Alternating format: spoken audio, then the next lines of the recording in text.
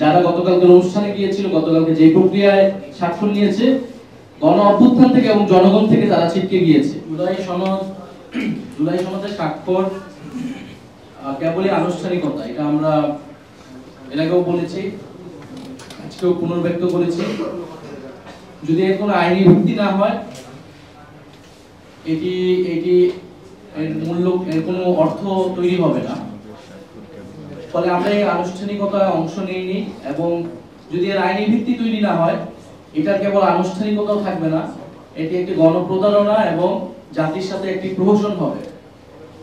আমরা বাংলাদেশের ইতিহাস থেকে এই অভিজ্ঞতা আমরা দেখেছি।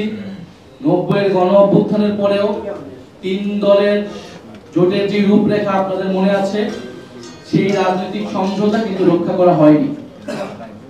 ফলে ফ্যাসিবাদ বিরোধী লড়াই যেই দলগুলা আমাদের সাথে ছিলেন, এটা তাদের প্রতি বিশ্বাস অবিশ্বাসের প্রশ্ন নয়, বরং একটি সংবিধানের মতো একটা গুরুত্বপূর্ণ বিষয় আমরা যদি পরিবর্তন করতে চাই, তার অবশ্যই একটি আইনি ভিত্তি প্রয়োজন। এবং এই 72-এর সংবিধান যাতে পরিবর্তন না হয়, পুরনো ফ্যাসিস্ট কাঠামো যাতে রয়ে যায়, তার জন্য নানান অপচেষ্টা কিন্তু দেশের ভিতরে দেশের বাইরে থেকে করা হচ্ছে।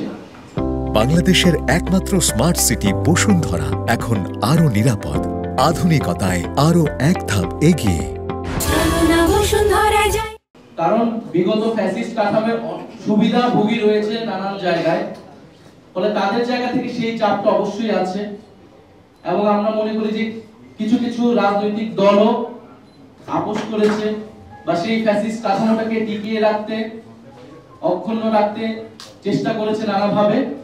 কিন্তু জাতীয় নাগরিক পার্টি এবং আরো কিছু রাজনৈতিক দল এবং অভ্যুত্থানে অংশ নেওয়া ছাত্র জনতার চাপে কিন্তু সরকার এই কমিশন গঠন, ঐক্যমত কমিশন গঠন, সংস্কার প্রক্রিয়া নিয়ে আলোচনা এবং জুলাই সনদ পর্যন্ত এতদূর এসেছে।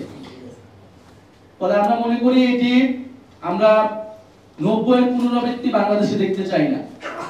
জুলাই গণ অভ্যুত্থানের সময় আমাদের এই উপলব্ধি ছিল যে আমাদের লড়াইটা শেখ হাসিনা এবং আওয়ামী লীগের বিরুদ্ধে নয়, কেবল একটা ফ্যাসিবাদী ব্যবস্থার বিরুদ্ধে। ফলে রাজনৈতিক নেতৃত্ব পরিবর্তন হলেই বাংলাদেশের গণতান্ত্রিক সমস্যার সমাধান হবে না, বরং এই সংস্কারের মধ্য দিয়ে যেতে হবে। দ্বিতীয়ত হচ্ছে 90-এর গণ অভ্যুত্থানের পরে এই গণ অভ্যুত্থানের সাথে যেভাবে প্রচারণা করা হয়েছিল, গণ অভ্যুত্থানকে, জনগণের আকাঙ্ক্ষাকে যেভাবে জাতীয় নেতারা এবং সেই সময় রাজনৈতিক দলগুলো পকেটবন্দি করেছিল, আমরা এবার সেটা হতে দেব না। এটা গণ অভ্যুত্থানের সময় আমাদের উপলব্ধি ছিল, সেই উপলব্ধি থেকেই কিন্তু আমরা বারবার এই কথাগুলো বলে আসছি এবং আমাদেরকে আলাদা রাজনৈতিক দল গঠন করার প্রয়োজন হয়েছে। ফলে সরকার এটার আইনি ভিত্তি দেয়নি, বা অন্য দলগুলো অনেকে বলেছে, অনেকে বলে নাই, তারা স্বাক্ষর করেছে, এটা নিয়ে আমাদের কোনো আপত্তি নেই। সেটা আনুষ্ঠানিকতা তারা করেছে তাদের বিবেচনায়। কিন্তু আমরা বলছি এখন এটার আইনি ভিত্তি দিতে হবে। আইনি ভিত্তির মাধ্যমে এটি অর্থবহ হবে, এছাড়া এর কোনো অর্থ থাকবে না। ফলে সরকারের প্রতি আমাদের আহ্বান, রাজনৈতিক দলগুলোর প্রতি আহ্বান এবং জনগণের প্রতিও আমাদের সেই আহ্বান রয়েছে। জনগণ কালকে এটা দেখেছে, পুরো অনুষ্ঠানটাই দেখেছে। সেখানে জুলাই যোদ্ধা যারা ছিলেন, শহীদ পরিবারদেরকে কিভাবে অবমাননা করা হয়েছে, এবং জনগণের সাথে কোন ধরনের সম্পর্ক, কোন সংশ্লিষ্টতা ছিল, জনগণের আকাঙ্ক্ষার কোনো বাস্তবায়ন বা প্রতিফলন গতকালকের অনুষ্ঠানে ঘটেছে বলে আমরা মনে করি না। বরং এটি তখনই ঘটবে জুলাই গণ অভ্যুত্থানে অংশ নেওয়া ছাত্র জনতার সার্বভৌম অভিপ্রায় হিসেবে যখন প্রফেসর মোহাম্মদ ইউনূস একটি আদেশ জারির মাধ্যমে এর আইনি ভিত্তি তৈরি করবে, এবং সেই ভিত্তি অনুসারে গণভোট এবং পরবর্তী নির্বাচিত সংসদ এবং গণপরিষদ একটি নতুন সংবিধান তৈরি করবে। অন্য যেই দলগুলো স্বাক্ষর করেনি, তাদের ভিন্ন দাবি রয়েছে, তাদের সাথে আমাদের কোনো ধরনের সম্পর্ক, সংশ্লিষ্ট বা দাবিরও কোনো মিল নেই। জাতীয় নাগরিক পার্টি সম্পূর্ণ আলাদা একটি রাজনৈতিক অবস্থান থেকে, গণ অভ্যুত্থানের এবং একটি গণতান্ত্রিক অবস্থান থেকে গতকালকের অনুষ্ঠানে যায়নি, এবং আমাদের এই বর্তমান দাবিগুলো আমরা উপস্থাপন করছি। দ্বিতীয়ত, জাতীয় রাজনীতি থেকে ছিটকে যাওয়ার যে বিষয়টা, আমরা বরং দেখি যারা গতকালকের অনুষ্ঠানে গিয়েছিল, গতকালকে যে প্রক্রিয়ায় স্বাক্ষর নিয়েছে, গণ অভ্যুত্থান থেকে এবং জনগণ থেকে তারা ছিটকে গিয়েছে। ফলে আমরা চাই যে তারা জনগণের কাছে আসুক, যেই জনগণ, যেই ছাত্ররা গণ অভ্যুত্থানে নেমে জীবন দিয়েছিল, বুলেটের সামনে দাঁড়িয়েছিল এবং তাদের যে অভিপ্রায় ছিল একটি নতুন গণতান্ত্রিক অন্তর্ভুক্তিমূলক বাংলাদেশ, সেই বাংলাদেশ প্রতিষ্ঠায় আমরা যাতে আবার ঐক্যবদ্ধ হতে পারি। আরেকটি কথা যেটি বললেন, দেখেন ছবিতে কে আসলো না আসলো, আমরা আসলাম কি আসলাম না, এটা নিয়ে আমাদের কোনো মাথা ব্যথা নেই।